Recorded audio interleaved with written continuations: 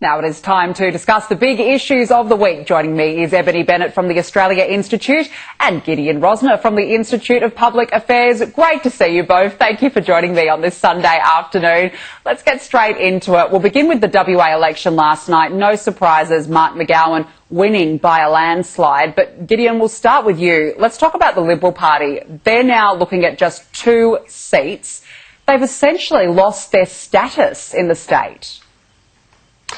Danica, the only way to respond to what happened last night is, oh, the humanity. What a rout they have. Indeed, it looks like the ragtag bunch of recalcitrant weirdos that is the WA National Party might be the official opposition in WA. This is serious, but it was absolutely deserved. I mean, what did they think was going to happen? They put up a bloke who put together a green energy policy so crazy that even Mark McGowan said it was extreme. Their policy platform consisted of just flinging inordinate sums of money around like drunken sailors, including $60 million to rename Optus Stadium Perth Stadium. I mean, who the hell cares? They didn't take McGowan to task on his actual baggage, which was the punitive way with which he's handled COVID-19 in WA, things like border closures and the insane 5-day lockdown. In fact, Zach Kirkup said not only that he supported the pointless 5-day lockdown over one case, but that it wasn't even up to debate. I think the lesson that the Liberal Party needs to draw from what happened last night is that this is what happens when you let your base desert you.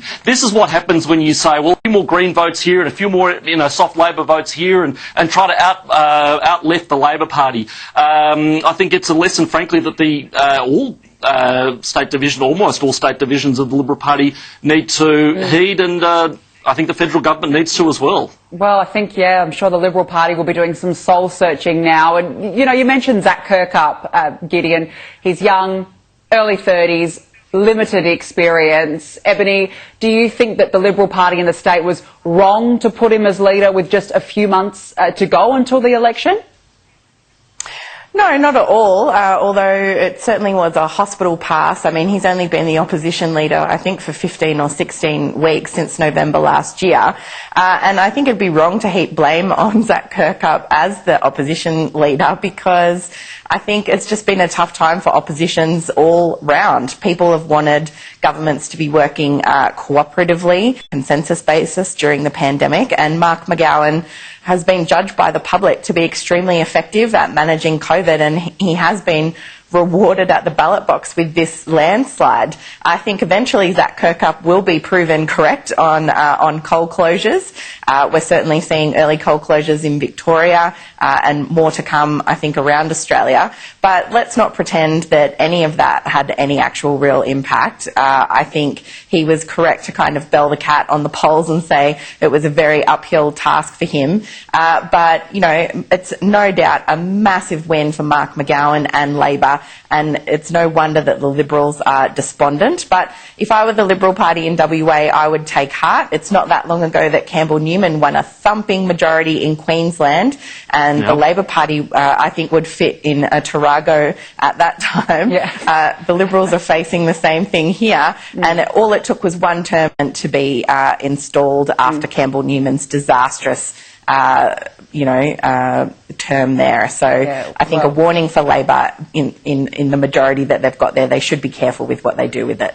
Okay, well, remains to be seen, but certainly what a night last night in Western Australia. Let's move on now. This week we saw the government announcing a half-price flights package. Now, Gideon, a number of local tourism operators, they've criticised it, saying that it missed the mark. It's not in these regional areas that desperately need the tourism.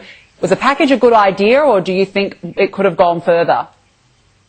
No, it was a terrible idea. Look, I thought it was bad last year when we had that idiotic home builder scheme, and the federal government thought it was a good idea to go into debt for people to build granny flats. Now we're going into debt so people can fly to Noosa? Really? I mean, it seems very much like this has some sort of political motivation. It's been said that the destinations that are available under this scheme are basically the Qantas domestic work overlaid with marginal seats. I think this is really, really a depressing time to to be an Australian, quite frankly, with the level of economic debate we have in this country. I mean, there is no suggestion of any supply-side reform. There is no suggestion of, wholesale tax cuts, for example, or labour market reform, or things like cuts to red tape, things that would actually make it easier to start a business in this country and to employ people and to actually give people economic empowerment. All that both sides of politics seem to be interested in are printing more money to fling it in whichever direction feels right at the time. This isn't just about me being an angry libertarian, Danica, and disagreeing with this on a political level. I despair over the country that my future children will inherit if we continue to plunge ourselves into this into a burdensome debt, and we end up with a country where we don't produce anything, we don't make anything, we don't offer anything in terms of goods and services that people want to buy. It's the next generation and hope for the best. Well, just to go on to your point there, this a potential element of politics in it. Premier Mark McGowan said the other day that there appears to be some sort of punishment for his state because of his border policy. Because he won't let anybody in. Well, through this, and we heard Michael McCormack the other day saying that Victoria simply doesn't deserve to have it. Ebony, do you think that this was a motivating factor, that there was politics involved? I mean, the government does have a bit of form on this, and you wouldn't be surprised that Mark McGowan would be questioning this when we've seen how the coalition Morrison government has dealt out grants to help itself politically in the past with sports rorts and whatnot. But I think overall the sentiment here, the intention is a good one. The tourism sector absolutely needs targeted assistance. It was the first hit. It's likely to be the last to recover. It employs tens and tens of millions.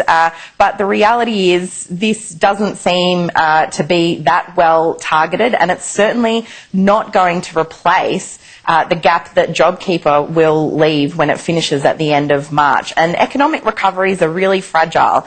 If we start pursuing, austerity politics and worrying about the debt too much when debt is kind of cheaper than it's ever been before, then we're going to have unemployment for a much longer time, wage stagnation for a much longer time, because people aren't going to be spending their money unless they feel confident about the economy. And certainly the government's other priorities, like the IR bill, all they're doing is suppressing wages further, making unemployment more precarious, and that's not a recipe for confidence from the Australian public. And confidence. Can I just make the point? Can I just make the point very, very briefly that all this money is? You make the point, Ebony, which is absolutely right. The wages are stagnant. Wages are barely keeping up with inflation. This money is not into ordinary people. It is inflating the price of assets. It means that people, in your and my age bracket, I might add, will have trouble finding a home because the housing market is going through the roof. Well, that's nothing new. For all the talk about inequality, that is what it looks like. Wage earners are going to be punished by the inflation we will see from all this, and asset owners are going to laugh all the way to the bank. That is the real social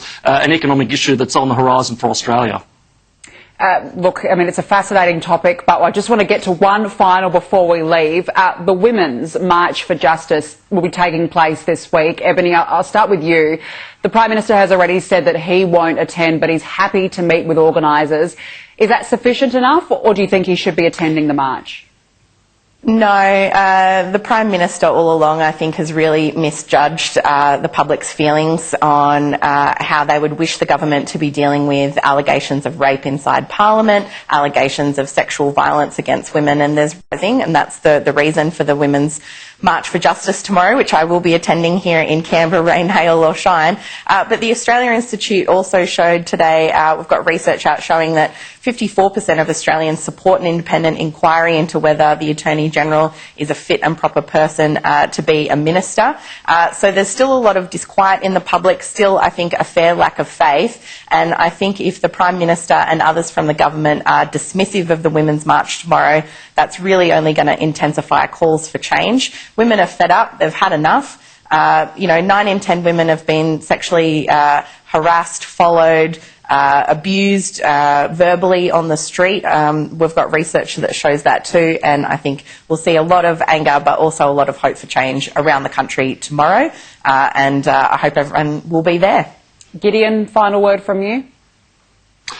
Look, I think Ebony does make a point in that I think And I think it would be a mistake to dismiss the Women's March altogether. Women are getting fed up with sexual harassment. Women are, every woman I know has a story about a handsy boss or, somebody at the pub who's had one drink too many and, got a bit out of control. And sadly, a lot of women have stories about sexual assault that is a lot more serious than that still. But what I would like to see is a reasonable discussion of what we do about it, how we change the culture around this stuff, how we can better rebalance the rights of victims and the accused in criminal trials for sexual harassment, for example. But going after Christian Porter with some sort of lynch mob and cancelling Pepe Le Pew, I don't think will make the situation any better, and I don't think is the most constructive way to talk about, what is women in this country a very real issue. Yeah, absolutely, and it'll be interesting to see how Parliament pans out this week. Gideon Rosner, Ebony Bennett, as always, thank you for joining me.